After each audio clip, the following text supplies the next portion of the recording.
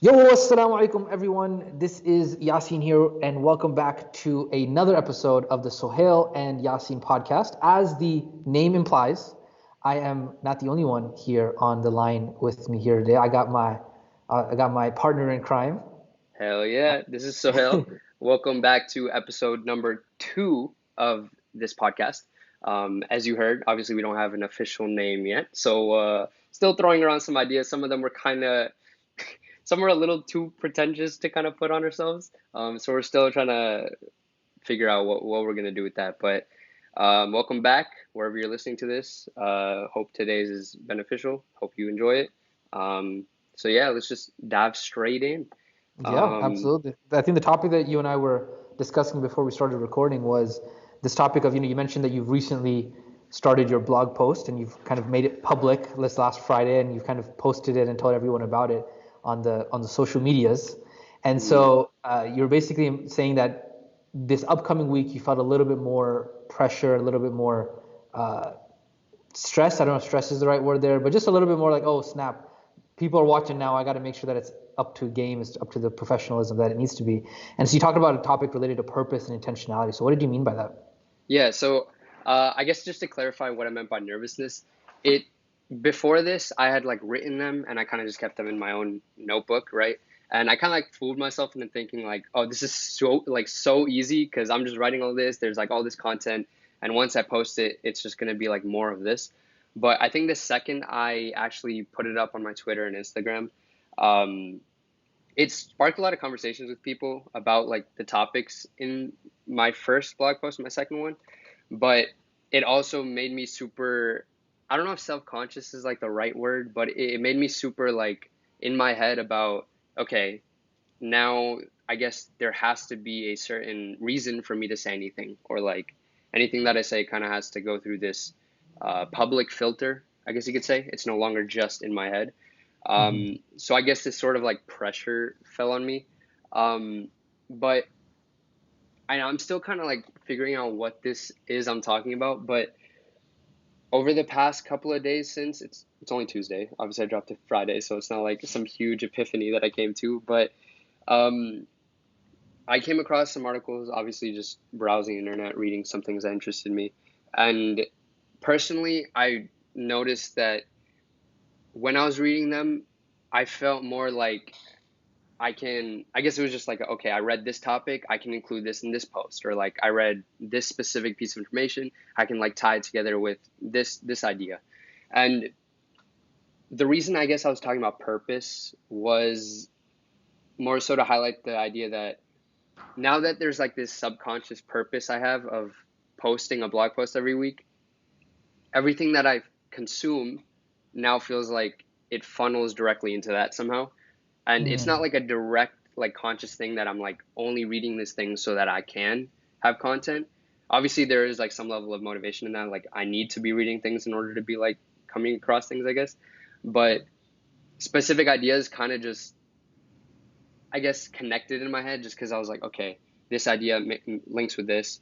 Yeah. um and I guess that was just the idea in terms of, now I feel like there's the idea of purpose allows for you to kind of subconsciously help the other facets of your life to kind of funnel back to that main purpose, if that makes sense. Yeah, yeah, that totally. I mean, I think I dropped an episode on my podcast yesterday that was titled "It's Easier to Steer a Moving Car," and the premise behind that was, I think, loosely related to what it is that you're saying, is that once you have forward momentum, like you have some sort of purpose, right? You have this direction, a general direction, even though you're not 100% clear for what is the outcome? What are you trying to get out of this blog? You're not sure on that. You're just like, okay, whatever it is, I'm just going to take action on it, right? I'm just going to start putting things out there.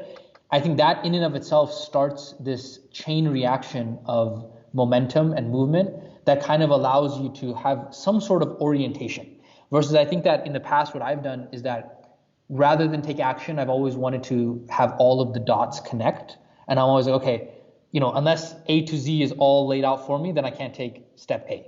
Or I can't take, this first step. And so I think it makes sense what you're saying, is that it's related to, okay, now that I have this purpose, all of a sudden, everything that I read, everything that I consume, I can see how it would kind of align or funnel into this bigger purpose that I basically have.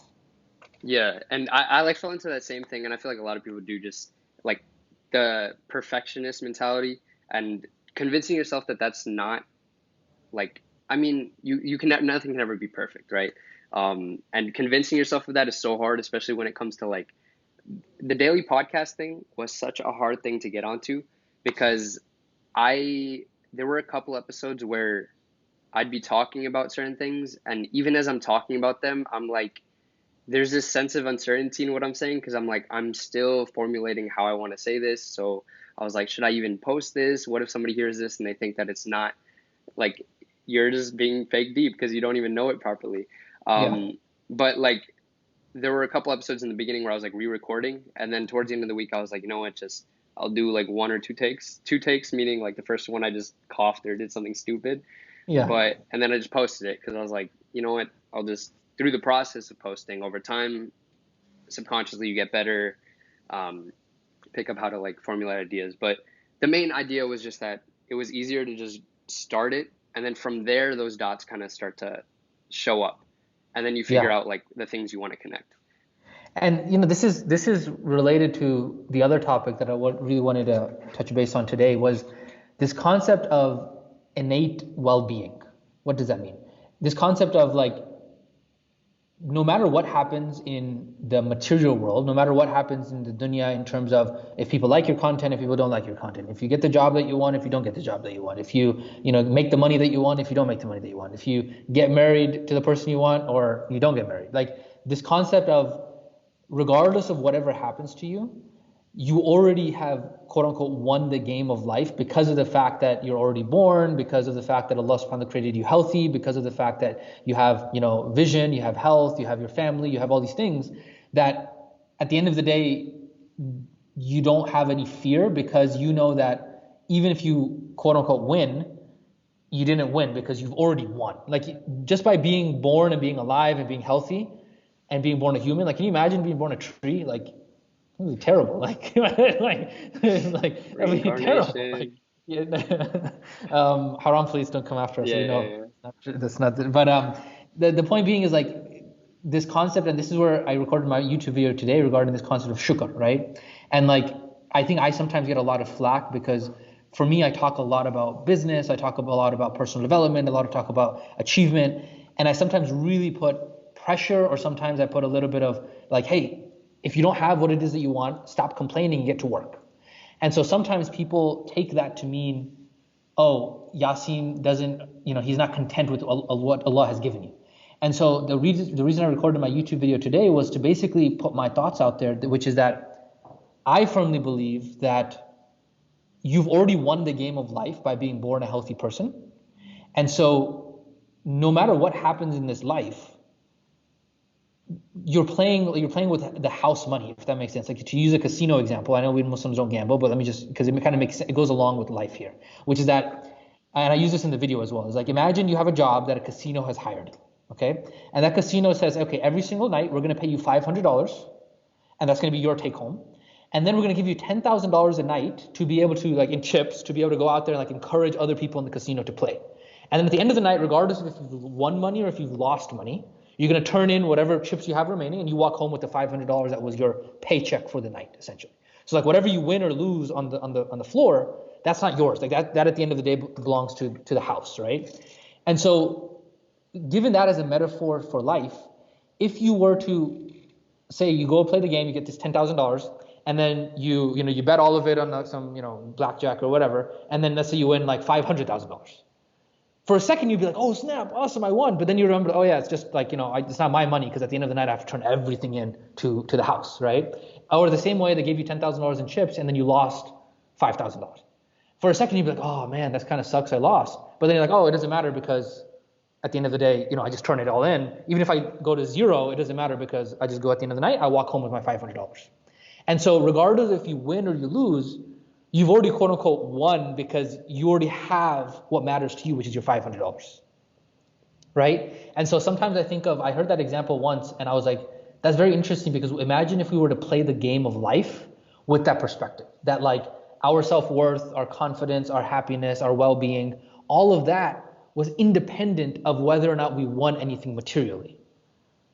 at the end of the day, we go home and we have our $500 in our pocket. And at the end of the day, what that means is at the end of the day, we go home and we have our well-being, we have our health, we have our family, whatever it might be. And so whatever happens, if people like your podcast, okay, awesome. If people don't like your podcast, okay, awesome. Like it doesn't really matter because you already have. There's nothing that you need to do, learn, practice, be like. There's nothing that you can do to like increase your self-worth or decrease your self-worth because you're born with it. It's a ni'mah that Allah subhanahu wa ta'ala has already given you. And so nobody can do or say anything that can take it away. And you cannot do or say anything that can take it away either. And so what are your thoughts on this? Because I've been thinking about this. Okay. So essentially, everything that you do get in life that's beneficial or good for you is like bonus points on top of just the fact that you're alive, you're healthy, you're going through. Is that, I guess, it's not even that it's bonus points. It's like it's just it doesn't add anything to you, right? It's not like you have to get something to be happy. Your happiness is already within you. Like, ala bi dhikrillahi tatma'innul qulub, right? It's like the hearts find peace by remembering Allah subhanahu wa ta'ala. It's like you are already in a state of contentment. Nothing can make you more content, right? Like even if you got a lot of money, it's not like you became more content or you became more happy because you're already happy. You're in the state of tranquility. And so nothing that you can do is bonus points to that. And nothing that you lose can detract from that because you're already there. You've already won. Naval Ravikant says something that's crazy in one of his podcasts. I think it was with Joe Rogan. And it was that desire is a contract that you make to not be happy until you get whatever it is that you want. And I think that's low-key kind of crazy to think about because it's like it's essentially what you're talking about, where it's you have all these things you want in your life and you internally tell yourself that like I'm not really happy or I'm not really content with life until I get that thing. And that's like in your head and going through life, it becomes like such a sealed thing where you stay in that mindset and like anything that comes in life, even if it is something that's beneficial or has helped you, you don't even notice it because it's not that one thing that you like pointed out. Yeah. But so you brought it up, but you also mentioned that you kind of get some flack for this. Was there like a reason? Like, do people not agree with this? Or No, I get what I get flack of is that sometimes people don't think that I have this in my mind because when I'm talking about personal development and I'm talking about building businesses and I'm talking about making money, people will hear that only that sliver of what it is that I'm talking about and say, oh, Yasin is never able to be content with what it is that he has, or Yasin is never able to actually say Alhamdulillah for what it is that we have. And so for me, I always see it as like, okay, this is the foundation. There's nothing that you can do, get, have, practice, learn. There's nothing that can happen that will take away from your innate well-being, right? I think the statistic is like, in order for you to become a human, it's like there's 400 trillion to 1 probability that you're going to be born a human. Like in terms of like all of the different mechanisms that are required in order for you to actually like be born, right? Like all of the things that are required, like fertilization and like all of the timings that are required and like the ovulation cycles, and then like you happen to have like all of the different intricacies that are required in order for you to be born. The statistic is that in order to be born a human, it's a 400 trillion to 1 probability, right? And then on top of that, if you think about it, it's like, okay, we're born healthy. And then on top of that, alhamdulillah, we're born with like, in America, where even the homeless people are still in the 1% of the entire world. And then on top of that, where we have food, we have a family, we have all these things. And so when you put it in that context, if that's the foundation you're coming out with, you can almost more aggressively go after your goals because you know that the goals aren't going to define you. You're not jammed by them. You're not like, oh, if I don't get this money, then what is that going to mean for who I am? Nothing to lose. Exactly. You're playing the game of life like you have nothing to lose. And when you play the game of life like you have nothing to lose, you're just so much more aggressive in it. Like it's almost like in the NBA when there's like the championship, like the championship team always plays so much more conservatively because they're just like thinking so much like, oh, we're the championship team, like we do have something to lose. Versus the underdog, he has nothing to lose, right? They always say the most dangerous guy, he has literally nothing to lose. So he's willing to go 100% all out because he has nothing else to lose. Versus the champion guy, he's always thinking like, oh, what are people going to think of me? What if I lose my title? And that doesn't allow him to actually give 100% on the field. And so I've been thinking a lot about this because I think I definitely struggle with this. Just because I'm talking about it right now in the way that I'm talking about it doesn't mean that it's not something that I struggle with. And I think it's something that and sometimes I really struggle with because I sometimes like I don't know if I told you this, but I'm trying to get the pieces in place to get married. I think I said this in one of my podcasts. Inshallah, inshallah, this podcast is gonna be a means, inshallah, towards that. The Comment down below if you are Some of anything bro interesting hashtag of like. hashtag that's the name of the podcast. Hashtag get Yasin married I'm podcast. dead. We'll end the podcast as soon as that's done. That's it. That's all. That's the only purpose of this entire Oh man, podcast. Minder was too tough, so That's we it, had bro. to start a podcast. No, but the reason that comes to mind is because I've had some heated topics with discussions with my father as well as some friends about. For me, I think that I want to have certain boats in line before I can want to aggressively think about getting married. So for me, I'm like, okay, I want to make sure that whatever business I have, I don't have stress from it that's going to cause the relationship I have with my spouse stress. Because when I work on a business, I go 100% all in, and like I come home and I can only think about business, right?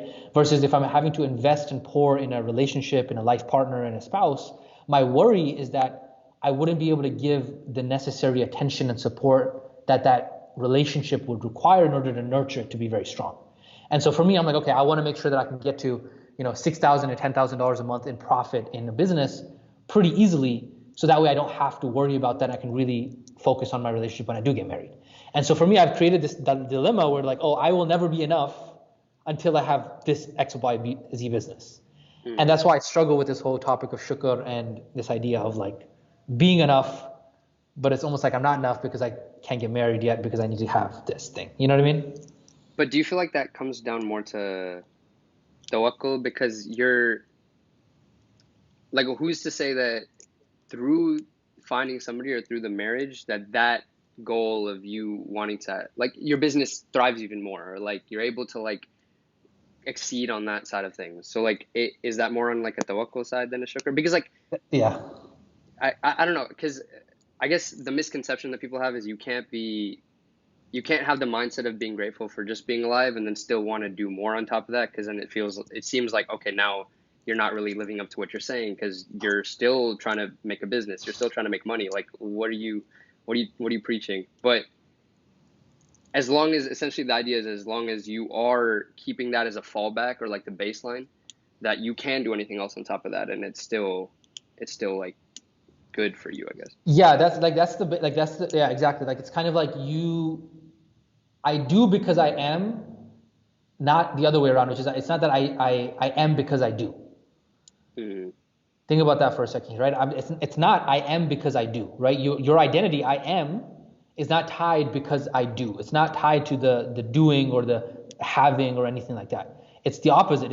It's that I do because I am, right? Because I have this gift of life. And what else am I going to do except I'm going to either sit on the couch and do nothing, or I'm going to go out and actually try to, achieve the most that I can in this life with the potential that I have, aka build a business, get the career that I want, do the max I can in this life, not because it defines me, but because it is something that is going to utilize the potential that I've been given, this gift of life that I have. I might as well use it to do something with it, if that makes sense. Yeah, no, that makes sense. But yeah, you're right about the marriage thing because that's the opposite. That's the debate that I always have, which is, okay, if I do get married, then and I find, inshallah, if I find a cool sister and like, Inshallah. she's understanding of in the situation, and then that might motivate me more to be able to focus and want to have more risk and all those kinds of things. So I've heard both Yeah. versions of it. And that's why I'm always torn. Like my dad is just like, Yasin, don't worry about it. Just get married. Everything else will work out afterwards. Like it's perfectly fine. Then other people that are in my life, they're like, no, no, no, no, no. You want to make sure you have these things in place. Otherwise, marriage is going to be really tough. So it's a battle between two of them. No, yeah, I I don't say this to act like, oh, I'm literally 22 years old, but I've heard both sides a lot because like a lot of kids our age, kids, young adults our age are starting to get into that phase where it's like now we're talking to parents, now we're trying to figure things out. But yeah, I think it's odd how for certain things we kind of put those like restrictions where it's like, okay, we need to have this before X, Y, and Z. But Yeah.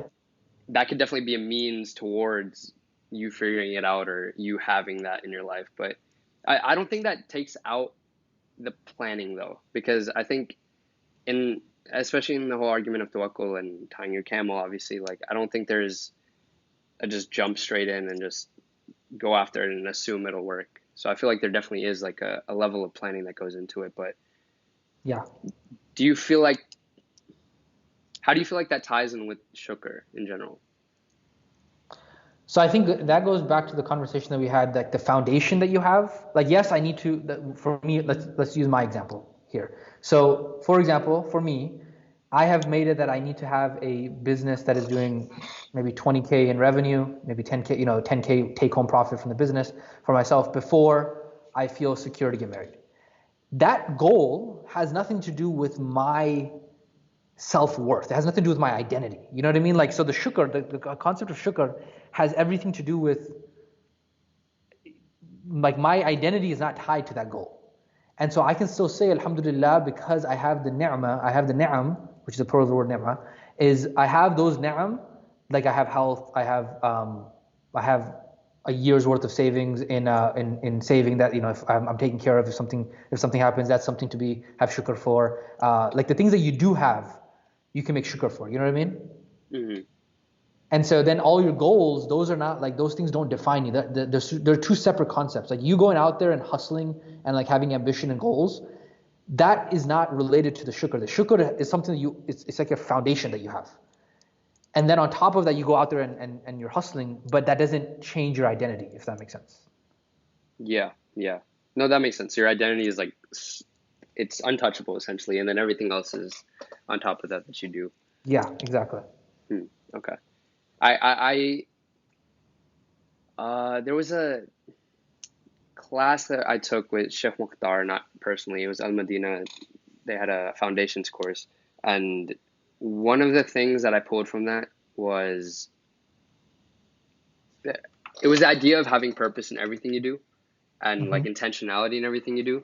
And obviously, we learn to like try to get as much beneficial knowledge as we can and make sure that everything we do is somehow tied back to spiritual benefit. Um, but I never actually like kind of put thought to it because even when it comes to like what I want to do in the day or like whatever my daily secular tasks are, if you want to say it like that, um, I've never like actually been like, okay, before I start this, I need to kind of I need to remind myself how this is going to help me in the akhirah or like how it's benefiting me personally in my Islamic side of things. But I think that I don't know. I feel like, and the reason I'm bringing this back up to like purpose and just bringing that idea up is I feel like all the other subtopics like shukr and tawakkul can kind of somehow be tied back to just if you define a purpose, then your purpose is spiritually attached and you're obviously surrendering yourself to whatever Allah's will is, then the tawakkul would naturally come from that. And your shukr will obviously naturally come from that because you're thankful just for the fact of being able to do that thing. Or when you outline that purpose, all those things kind of fall in place. And that's why I feel like just for me personally, when it comes to like starting a project in my Notion thingy, I have it set up so it's like, okay, why am I doing it? But it's specifically for like what will this help me for in my life, and then what will it help me for in my uh, deen, right? Hmm. And I think for me, as personally, it was a big shift in just consciously, mindfully thinking about those things, and Yeah. I feel like it's easier to kind of be more grateful on a daily basis or be more mindful of the things we've been given, and especially when it comes to tawakkul, because that's always something I struggle with, just kind of putting too much of my mind, too much of my thought into it, and thinking that I need to be the one controlling it. Yeah. Um, I just think purpose is like something that kind of overarches everything, and it's such a thing that we just brush off as not being that important. But like when you actually like put time towards it, it's easy to see those like incremental changes. Yeah, I think that like this concept of tawakkul, especially when I think one of the big revolutionary things that I think I I didn't figure it out, but that was it was like a revelation for me in whatever capacity, was that the concept of tawakkul being like if you're focusing on the how and you're trying to control too much of the how, then you're not having tawakkul. And you're 100% right. It is something that I definitely struggle with, which is like my brain always, always, always wants to know the how, and it always just stresses out about like how's it gonna happen? What's the specifics of it? What's gonna like all like my brain goes into overdrive when there's a task in front of me, and I try to figure out all the how. And so this concept of tawakkul, I think, is much harder to actually implement than most people might think, because I think we all walk around just always wondering how is this going to happen, how is this going to happen, how is this going to happen, and that by definition is the absence of tawakkul, because you're trying to figure out A to Z and not having faith that it will basically work out as you take action. Hmm. And like a little more of a dumb self-exposing example. I feel like personally, like when it comes to Salah, especially in the hypothetical situation where I'm like in a group chat, and this is like such a small thing, but like I'm in a group chat, I'm like talking to people, and then it comes time for Salah. And obviously, like when you're in Salah, you kind of like if you haven't taken the time beforehand to like focus and like cleanse your mind of whatever you're doing, you Yeah. kind of just your mind runs and you start to think about, oh, like if I need to finish my Salah real quick to go and continue doing X, Y, and Z. But like for me personally, it's been such a huge thing, and it's something I'm still like trying to do. But like just while I'm in Salah, if that ever comes to mind, I'm like, okay, Allah will deal with the group chat for me. Like I don't need to think about it right now, because like when I'm out of my Salah, and if I put that mindfulness towards it, then I don't have to worry about it at that point. Yeah. Yeah. Um, but yeah, I don't know. Do you think do you agree that you think purpose is like if you have that purpose, then the shukr and tawakkul would kind of fall into place? I think I'm with you on that. Like if you don't have a north star of what it is that you're trying to aim for in every category of life, right? So like let's hypothetically use business here, for example. Is let's say you're building a business, but you have no idea what is the north star for what it is that you're trying to achieve, whether that be a revenue goal, whether that be number of customers impacted, whether that be a mission that we want to achieve. If you don't have that north star, then you have no real motivation, you have no ambition, you have no real reason to even like really work. You know what I mean? Because you have no like I think that purpose is the driving force for everything in life. Same thing with like a marriage. It's like if you don't start off your relationship with another person with the purpose like, hey, the reason why we are coming together is so that way we can benefit each other and grow as two human beings for the sake of being better ibad to Allah subhanahu wa ta'ala. If you don't really have those purposes, then I think entropy takes over, and then like you're just automatically become complacent, and you just kind of fall into disarray because you have no purpose. So I think that's one of the biggest issues. I think even with the youngsters, or like I mean, what am I sound like some old dude? Like the issue with the youngsters, Relax. those youngsters. Ain't nobody Um, gonna get a wife if you say that. You can't say that's it, that. bro. Game over. No. Oh, we have to change the podcast name now. But I think even for us, like even most people in general, they just don't know what the purpose of life is. Outside, of course, we know as Muslims that our purpose is to make ibadah of Allah subhanahu wa ta'ala. But outside of that, okay, what is the vehicle that I'm using in order to make the ibadah of Allah subhanahu wa ta'ala, right? Because ibadah is not only the physical acts that you do, like the salah, the siyam, the zakat, all that stuff, but even for you working, that is also considered ibadah if you're doing it for the sake of Allah subhanahu wa ta'ala. So like, you being a doctor and pursuing getting becoming a doctor can be ibadah. You building a business can be ibadah. You doing XYZ, as long as you're doing it for the sake of Allah subhanahu wa ta'ala, can be ibadah. And so I think the purpose is something that without it, you really don't have an idea of what it is that you should be doing. You know what I mean? Yeah. So do you feel like, and I guess just to give some background to it, I think when it comes to shukr and gratefulness, I don't think that's something that you can just like it's just a mindset. I feel like you have to actually have a practical way of implementing it. At least Mm. in terms of like reminding yourself, because I think I've always been, again, like I'm very skeptical about those, like, oh yeah, write down your goals, or like write down, do this and that. And it's like, just like, okay, I already know my goals. I already know what I want to do. But until you actually sit down and do it, you don't really realize that I can't write anything right now because I don't know, right?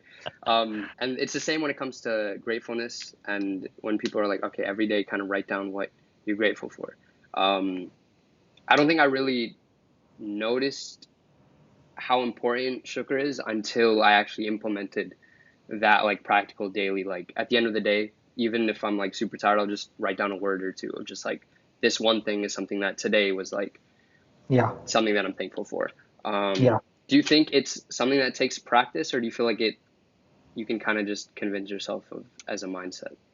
No, I'm with you. I think that's what you just said is spot on. I think these concepts of tawakkul, of shukr, of taqwa, of khushu', like I think these are such overused words or terms that are so abstract that many times us as Muslims we either take them for granted or we feel like they're so basic that they don't really require the work, right? They don't require like there's no like we don't understand the action of these things, right? Because like okay, shukr, what's the action for that? But I think that's the most deceiving thing. Is it when it's oftentimes the most basic things that actually require the most amount of work. Hmm. And so I'm 100% with you. I think that shukr, it's very easy for people to say, oh yeah, I'm shukr, of course I'm thankful. Like if I wasn't, of course I'm thankful. Like, I have all this stuff in life and all these things. But I think you're right. It's something that you have to almost remind yourself of and cultivate and nurture that feeling every single day because it's so easy for us to focus on what it is that we don't have rather than what it is that we do have. Hmm. Yeah. And I think the thing you started off talking about, just how you have to have a baseline and that has to be something you always fall back on. That's that in and of itself is something that you can just convince yourself one day. Like you don't have to wait on anything. Like leaving this podcast, like whenever you're done listening to this, it's just something that you're like, okay, I am a happy person, like you said about identity shifting, identity molding. You tell yourself that this is who I am, Hmm. and anything else that happens in the day is just kind of additional to Yeah. that baseline.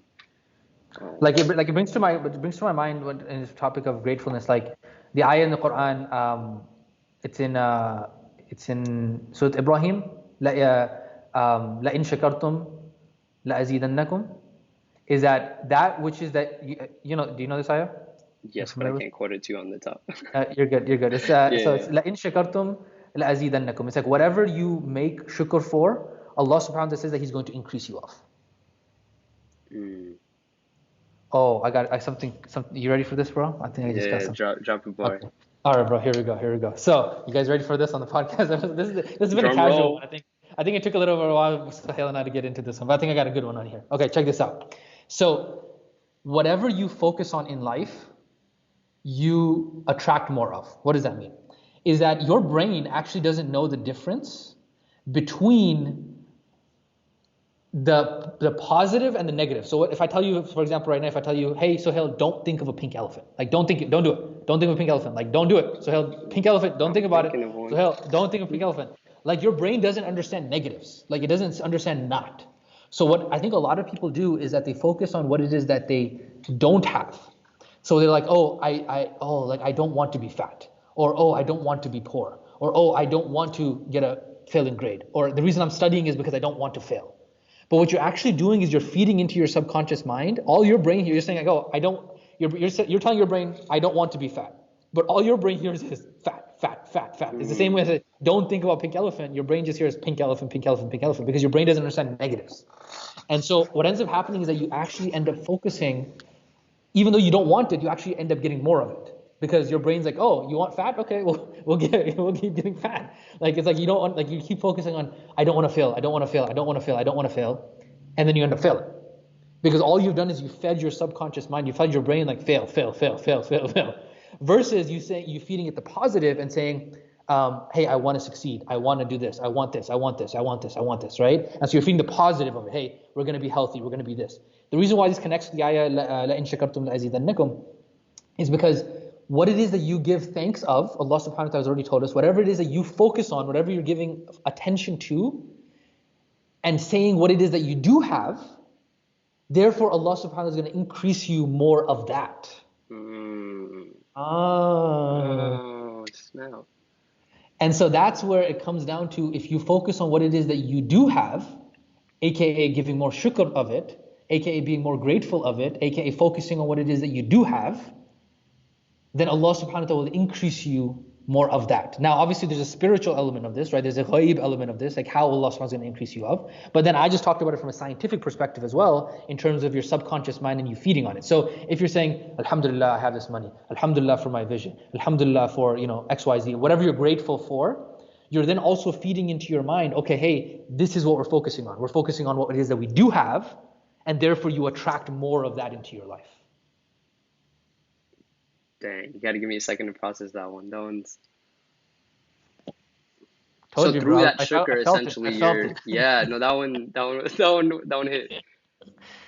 So as long as you have trust in that ayah, technically, then you can have like I don't know what I'm trying to say. Like you in terms of how you feel about your life and how confident you are in where you are or where you're gonna go and whether you can achieve your goals. I think like just having trust in this ayah specifically kind of like covers that completely. Yeah, I think because one of the questions that I've always had is that there's people who don't believe in Islam or Quran or whatever, and that they talk about these concepts of giving thanks. Like it's very well documented in like the business literature. Like a lot of the people who are like millionaires and billionaires and stuff, they say like, hey, you should give 10% of your wealth into charity every single year because they're like, we don't know how it works, but what ends up happening is when you give, you actually end up getting more. Now, obviously, for us as Muslims, we have this concept in the Quran, right? If you give, then Allah subhanahu wa ta'ala magnifies. There's an ayah in Surah Al-Baqarah related to this. And so I think there are mechanisms in the sunnah of Allah, the laws of the universe, that allow this to work, regardless of if you understand the mechanism or not.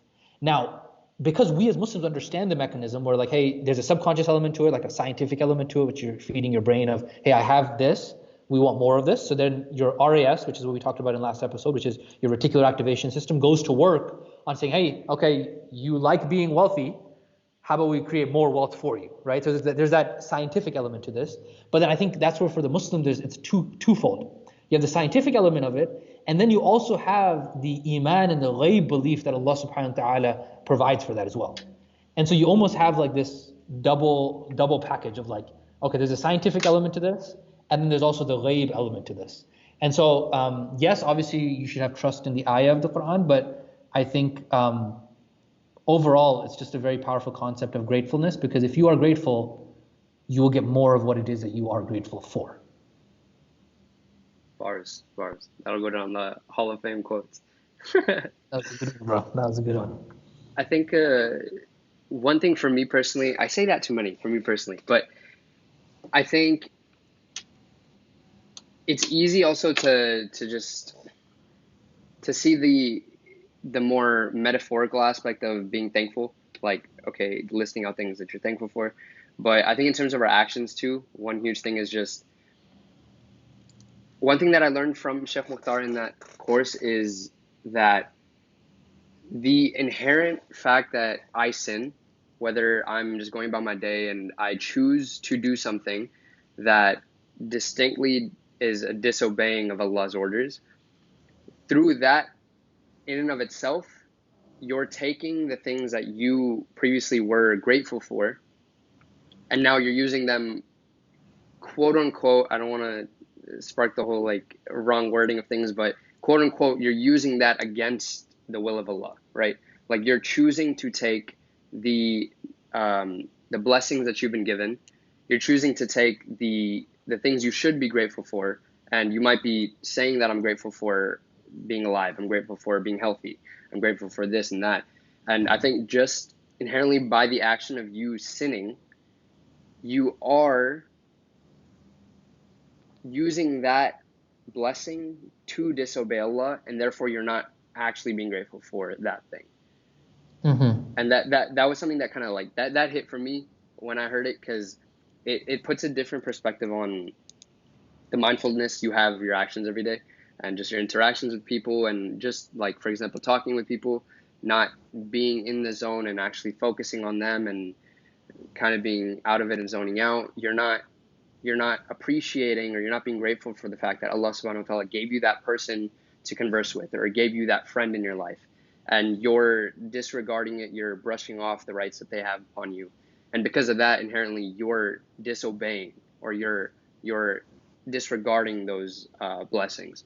And I think for me that was big, because it kind of puts into perspective every single thing you do in your day, and it forces you to be mindful, and it forces you to be grateful in the moment rather than thinking of it retrospectively and thinking like, oh yeah, I am a grateful person, but you actually putting into practice and like being a better person, like that feeds into your character getting better. And I think that was a huge thing for me learning. Yeah, I think, I think that's my biggest takeaway from today's episode here is that even though we're talking about this concept of gratefulness and shukr and being able to talk about it, what I'm realizing and what I'm coming to the realization of is that it's so much more difficult to put into practice. Like, yes, a couple minutes ago I dropped these bars and I'm talking about this concept of shukr and like, la in shakartum la azidannakum and if you make shukr of it, Allah subhanahu wa ta'ala will increase you and connected to science and all this stuff. What I'm realizing is that on the day to day, I question, like I'm asking myself like, oh, do I actually live like that? And what I'm realizing is like, oh snap, this is a lot harder than it's easy to just talk about. But on the day to day, what I'm realizing is that it's not necessarily this. It's very difficult to actually achieve to have true shukr over the things because 9 times out of 10 our brain wants to go to the things that we don't have, right? Like let's say you're studying, you don't by you saying I don't want to fail, and I think that's where it's so difficult is because every desire that somebody has is always born out of the lack of that thing. So let's say for example you want to lose weight. The reason you have the desire to lose weight is because you probably stood in the mirror one day and realized like, oh snap, I'm fat, I don't want to be fat, right? I don't want to look the way that I look at, therefore I want to get healthy. So I think every desire, like let's say for example, you failed a test or something, and then you're like, okay, I don't want to fail again, therefore I'm going to study hard this time around, right? Or let's say for example that you're poor, and then you're like, oh snap, being poor doesn't feel good in terms of me not even being able to take care of my family, these kinds of things. I want to make money. Or let's say, for example, in my case, all of my friends got married, and then I hung around with my friends, and then I was like, oh snap, being single is not the best thing ever. I want to get married. So every desire for everything usually starts off with the lack of not having that thing. But I think the problem that everybody makes is they then stick with that. You almost have to have this transition point. Once you realize that you don't have it, and you have this desire that I want to have it, you have to force your brain to focus on what it is that you want rather than doing the thing because of the absence of that thing. Does that make sense? So like you realize that, okay, I'm poor, I want to build a business so that way I'm not poor anymore, right? However, what most people do then is every step of the way as they're building that business, they keep telling themselves, I don't want to be poor, I don't want to be poor, I don't want to be poor, that's why I'm building this business. I don't want to be poor, I don't want to be poor, I don't want to be poor, that's why I'm building this business. And yet what they need to do is that they want to say, I want to succeed, I want to succeed, I will be successful, I can be successful, that's why I'm building this business. Right? You have to always have that mental shift so you can focus on the positive, because like we said earlier, your subconscious doesn't know not. So you're saying, I don't want to be poor, I don't want to be poor, I don't want to be poor, that's why I'm building this business. What that person ends up having more of is more poverty in their life because they keep feeding to their brain, I don't want to be poor, I don't want to be poor, and the only thing that your brain hears is poor, poor, poor, poor, and then it's like, okay, we'll keep you poor. So it's like, I don't want to be single, I don't want to be single, I don't want to be single, and then that person ends up staying single because all they fed their brain was single, single, single, single, and it's like, okay, we didn't understand the not part, we just gave you more of what it is that you wanted. And so I think like there's this transition that has to happen, and I think that transition is the hardest because it's so easy because pain in the brain is 5 times more prominent than pleasure. So like when you feel like, oh, my motivation for getting skinny is because I don't want to be fat, doing it because you don't want to be fat, it hurts more. And most people do things because they want to avoid pain. But you almost have to force yourself to like look at the positive, otherwise you'll never actually get what it is that you want. Does that make sense?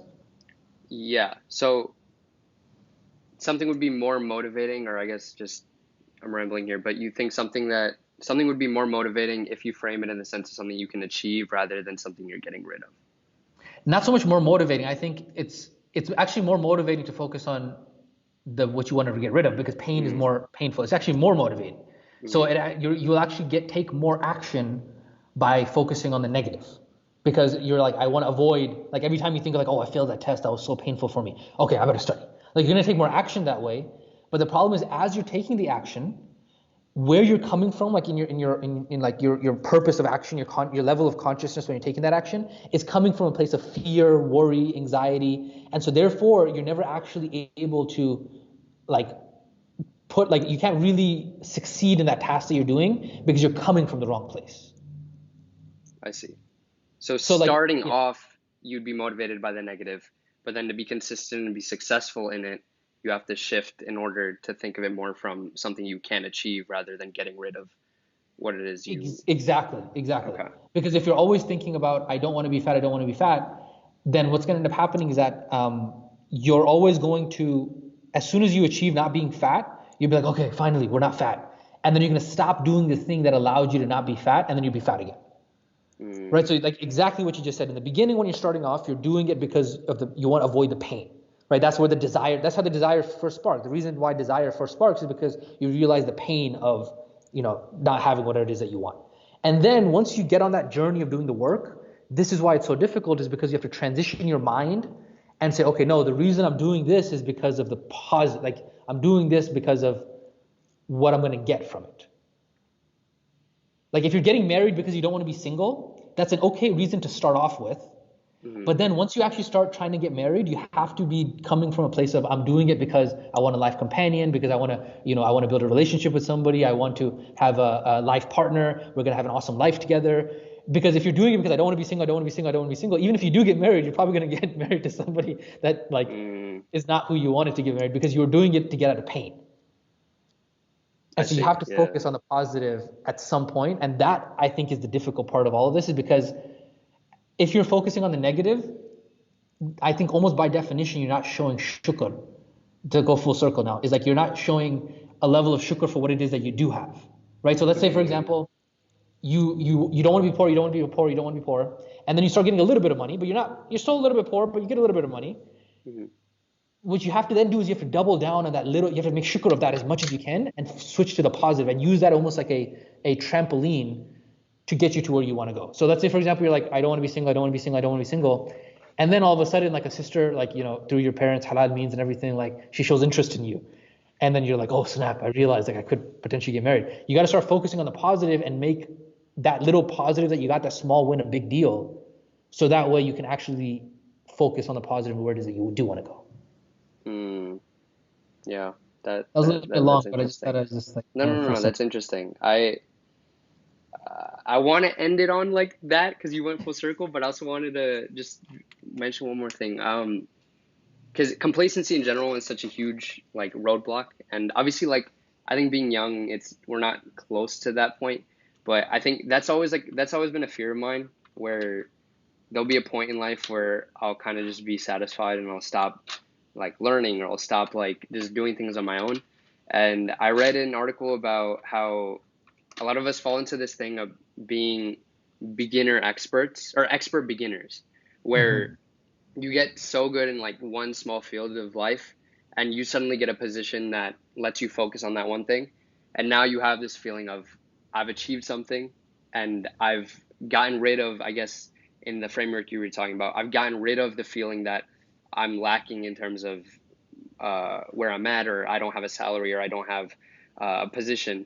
And suddenly you get this position. Now you become like an expert beginner because now you stop thinking about all the extra things you can be doing, or like the other goals you can be like formulating from here to keep pushing forward. And you fall into this like mindset of like, this is enough for me, and like I'm an expert. But you don't, the example they use is like, there's a lot of mountain peaks, some are higher than others, and you might climb to the top of one mountain, and for example, you don't see all the other mountains that are a lot higher, but because you climb to that top, you assume that you're an expert and you're like the top of your field, but you haven't even explored all these other aspects of life, or all these other like, whatever you want to call them, tree branches. Let's do that. But yeah, I thought it was just interesting how that ties into the concept. But yeah, I mean, we definitely went deep on Shukr today. I think are we ready to wrap it up now? Yeah. I think we're good. Okay, alhamdulillah. So I mean, I hope you guys got something out of that. I know this episode was a little bit more laid back. I think we definitely started getting the groove in terms of the shukr concepts as we were going along here. And so I think to kind of summarize here, what we really spoke about today was the idea of having purpose. So that way, because you have that purpose, because you've set that direction, because you have that vision of what it is that you're trying to do, a lot of the other things in your life will start to feed into that. And so therefore you have a level of intrinsic motivation, intrinsic desire to get up because you have a purpose of what it is that you're doing. And then we kind of segued into the whole topic of shukr and just really giving a lot more gratefulness for what it is that you do have. So that way you're able to have more of what it is that you do have. And so that's kind of, I guess, the takeaway for all of everything. Beautifully said. This is just a funny thing. You said Segway, and in my first blog post, I wrote Segway as like the thing you ride, like Yeah. instead of saying like SEGUE, which somebody like pointed out, and I was like, okay, I'm stupid, nice. But that was just a funny comment. But yes, Yassine just summarized it right now. If you're listening to it, thank you for listening. If there's any feedback you have, comments, concerns, or if anything we said wasn't in line with the way you think, please reach out. This is the whole point of this, is to spark conversation. It's interesting to hear how everybody views things. And we'll link, inshallah. Yassine has his own YouTube channel. Yassine has his own podcast. Yassine has his own stuff going on. I have my blog. So we'll link all that stuff down below. Definitely. Hopefully this was beneficial in some way. Hopefully you guys enjoyed. Please give us feedback on if you like, I'm rambling here, but please give us feedback on if you guys like more of the laid back or if you like it more structured, because this is something Yassine and I were also talking about beforehand of whether we should go into it more casual or kind of just outline a purpose of the conversation and then dive straight into it. So whatever you guys feel is more beneficial, please let us know if you are still listening. And Absolutely. yeah, we'll call that a wrap on episode 2. Yeah, we'll catch you guys on the next one. Assalamu alaikum wa rahmatullahi wa barakatuh.